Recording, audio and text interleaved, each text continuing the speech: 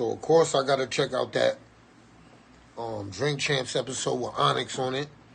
Shout out to Onyx, man.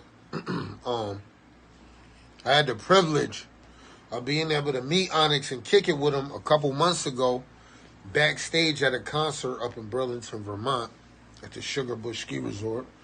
I mean, and it was lit, man. I got to tell you, yo, I don't know what they doing. I don't know what them and Bill Bellamy is doing. But, yo, them brothers ain't aged. They look the same way they did 20 years ago. And they show was amazing. They still bringing that back the fuck up energy. So if you ain't ready for that mosh pit energy, don't be in the first 4 rows, man. You know what I mean? I'm going to keep it real. Before I went Wu-Tang crazy, yo, right before we went Wu-Tang crazy, everybody was listening to Onyx, yo. And that's just the truth. That Mad Face Invasion, that shit was real. You know what I mean? They took over the game, had people copying them, all of that. A lot of other groups came out.